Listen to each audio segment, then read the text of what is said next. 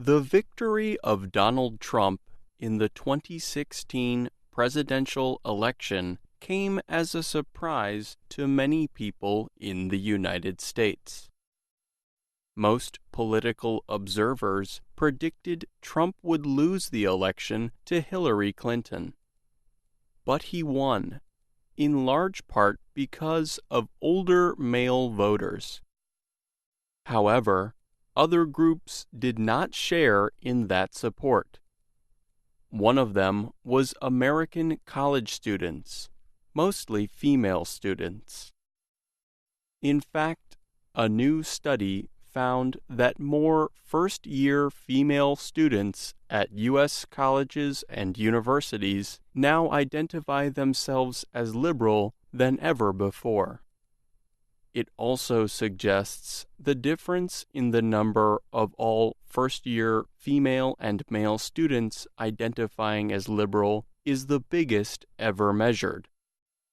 The study comes from the Higher Education Research Institute at UCLA, the University of California in Los Angeles.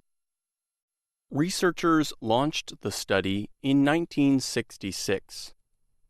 They ask first-time, full-time students at four-year colleges and universities around the country about different subjects. Last year, the study gathered information from over 137,000 students at 184 different schools.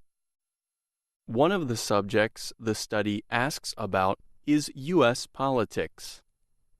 The study asks college students to identify themselves politically in one of 5 groupings.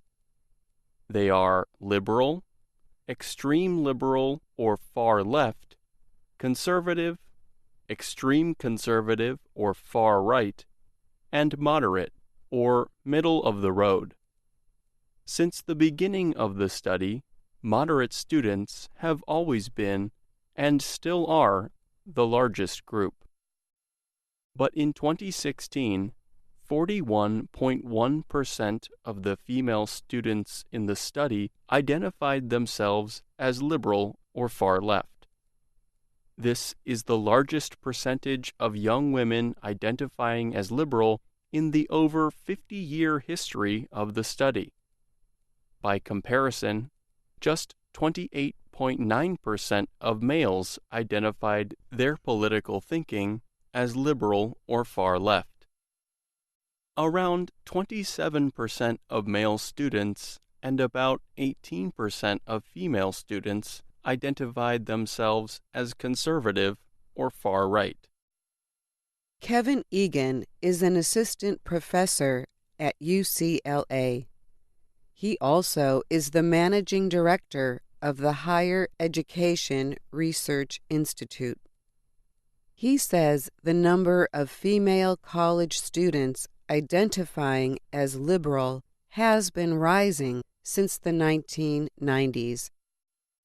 There have been periods when male students were more liberal than females, such as during the 1960s and 1970s.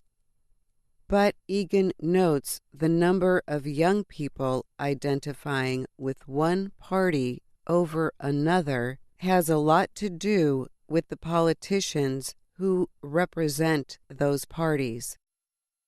For example, the Republican Party chose former California Governor Ronald Reagan as its presidential candidate in 1980.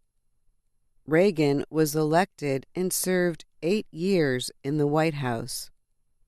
Information collected during that period showed large decreases in the number of liberal college students. Kevin Egan believes that many young women likely identified with Hillary Clinton last year because she was a woman. Clinton was the presidential candidate of the Democratic Party, which has supported more liberal policies in recent years than the Republicans. Egan says Trump also likely pushed women to the left through his actions and statements about women. For example, during the 2016 election campaign, news media uncovered a recording of Trump from several years earlier. In the recording, he made jokes about inappropriate contact with women. Several other women came forward and accused him of sexual wrongdoing. Trump and his campaign denied the sexual misconduct claims. With a candidate last year on the Republican side who was characterized by the media, perhaps rightfully so, as misogynistic and not really supportive of women and women's rights, I think that just served to exacerbate this trend that we're seeing related to women shifting their political perspectives. But college student Nesha Ruther says she does not identify as liberal simply because the more liberal presidential candidate was a woman. Ruther is from Tacoma Park, Maryland. She began taking classes at the University of Wisconsin in 2016. She is a registered Democrat. Ruther wanted Vermont Senator Bernie Sanders to serve as the party's candidate last November. She says she did so because of his support of issues like ending police violence against African Americans and raising taxes on the wealthy. After Sanders lost the nomination to Clinton, Ruther grew concerned about Trump's calls to limit public money for health care services that mainly serve women. She also opposed his calls to restrict medical operations for ending a pregnancy. So the Maryland woman supported Clinton's candidacy. Ruther argues that many women choose to identify as liberal because of their position on issues that most affect them. This includes making sure women are paid the same as men for the same work, and that women should be included in making decisions on rules affecting reproductive health. In this day and age, liberalism is more appealing to women because it is a movement that is for progress. So it's not the way things have been previously. And in that way, it is more geared towards the empowerment of women, the increased social mobility of women. Hans Knoll teaches political science at Georgetown University in Washington, D.C.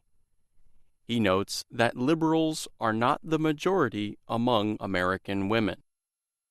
In fact, the Washington Post newspaper reported that 61% of white women without a college degree voted for Trump. But many more young women in recent years identify themselves as feminists and support politicians who support women's rights. Knoll says the political right in the U.S. has grown increasingly conservative, especially on issues like access to birth control. And the political left has grown more feminist.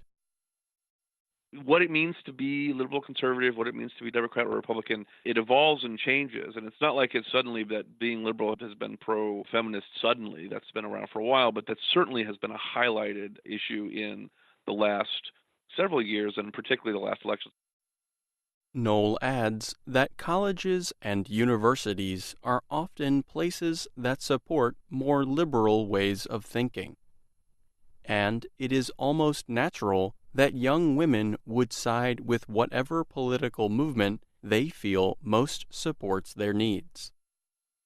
But he says the most important thing to consider is not their political opinions, but whether or not younger Americans will vote in elections.